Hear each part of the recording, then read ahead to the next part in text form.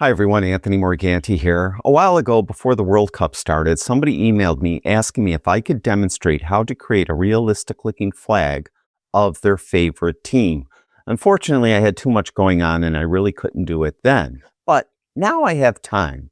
So in today's video, I'm going to demonstrate how you could take a plain white flag and a JPEG image of the logo or of a flag of your favorite team, combine them to create a realistic looking fan flag. If you could do me a favor, if you could like and share this video, I'd really appreciate it. And if you haven't already, please subscribe to my YouTube channel. That would really help this channel out. And oh, I almost forgot. In the description below this video, I have a link to my website. You'll be able to download for free all the images that I use in this tutorial, as well as this video. So you could reference this video and you could try this yourself at home. So without further ado, let's get started. Now, as you can see, I have this image of this plain white flag, and this is the image that you'll be able to download from my website. I also have an image of a Buffalo Bills logo. Of course, I live in Buffalo, so the Bills are my team. Of course, you could search online, find a logo or something for the team that you like, and use that instead of this Bills logo. What we're going to do is we're going to first take this Bills logo and put it on top of this white flag. To do that, get the Move tool. The Move tool is right here at the top of the toolbar.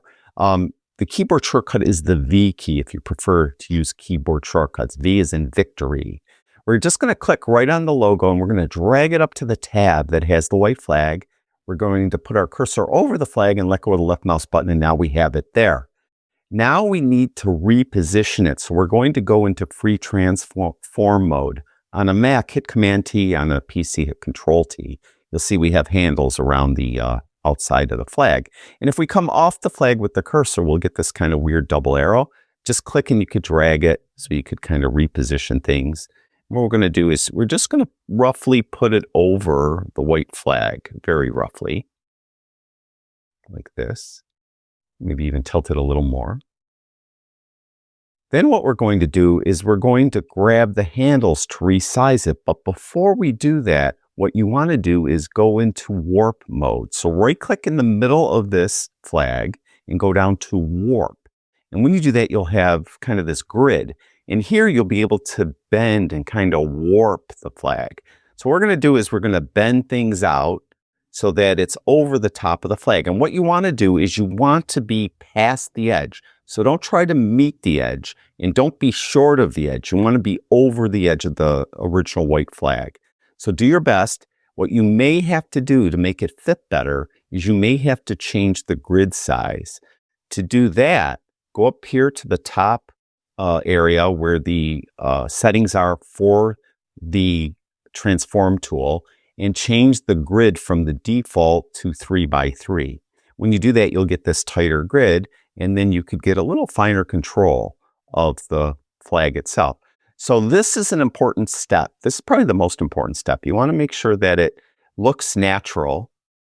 Don't worry that if it doesn't look like it's bending to the folds and everything. We're going to take care of that in a moment. Now, what may help you while you're doing this is to change the opacity of the layer that has the flag. So go up here where it says opacity. I like to use the scrubby slider is what they call it. Just put the cursor right over the word opacity, click and drag to left to lower the opacity of the actual red Buffalo Bills flag. Then what we could do is we could come in and move things around. So if you start to bend too much like I am now, what you could do is go back to the default grid, and then you could just kind of bend things a little like less like drastically, so it looks a little better. So we're going to take our time here and we're going to make sure that we do the best job possible at this point, because this is really going to sell it, whether or not it will look realistic. All right, so we're going to come down, bring this down here. Our buffalo looks deformed, so we got to kind of straighten him out.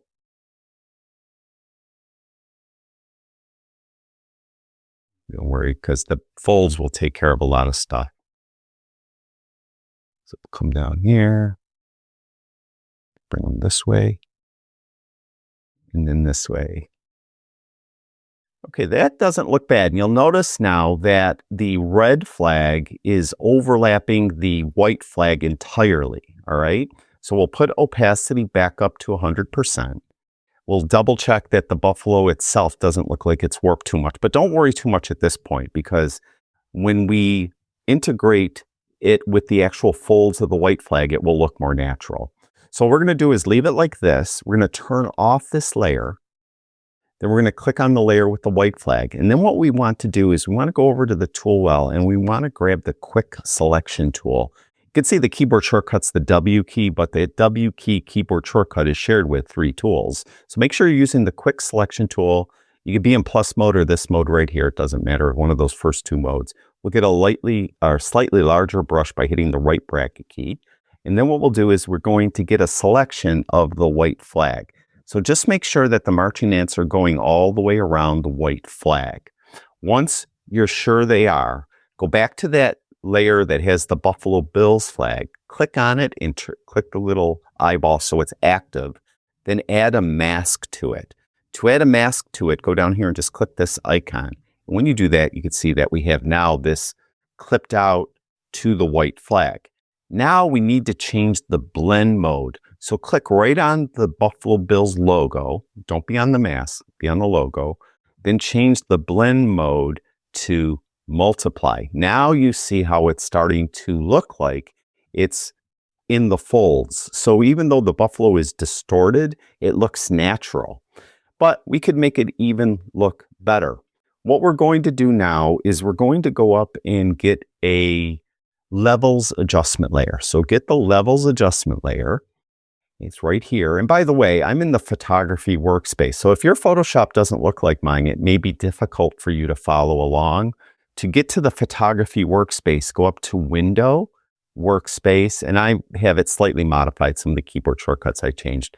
But just go down to Photography and it will look pretty much like this. Then you'll have over here adjustments and you'll have these adjustment layers. So with the levels adjustment layer, what we want to do is take this to the left, this to the right a little bit. So just move it around till it looks like it's starting to look like it belongs. It looks more realistic. You can try the other slider too. Just move it around till it looks to you very realistic. And at this point, you could stop if you like. Another thing you could do is sometimes these flags kind of have like a little sheen to them or a little bit of a glow. And by the way, I don't like that. I kind of changed the buffalo look too dark. So I'm going to change that like that. Now, sometimes they have a little sheen or a little bit of a glow.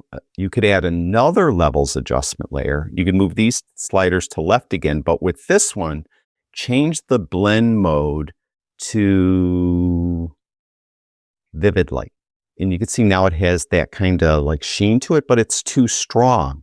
So what you could do is then go to opacity for this layer, click on the word opacity with the scrubby slider and move it to left to take that opacity down. So you're just adding a little bit of that kind of sheen to it, just like that. And there it is. We have our flag. So we went from this plain white flag to this. And you see, that actually is easier than it sounded, if you ask me. So again, in the description below this video, I'll have a link to my website. You could download both of these images and you could download this video. So you could reference this video at home and hopefully it will help you follow along so you could do this yourself. Again, if you could like and share this video, I'd really appreciate it. And if you haven't already, please subscribe to my YouTube channel. Thank you, everyone who watches my videos. I really do appreciate it. I'll talk to you guys soon.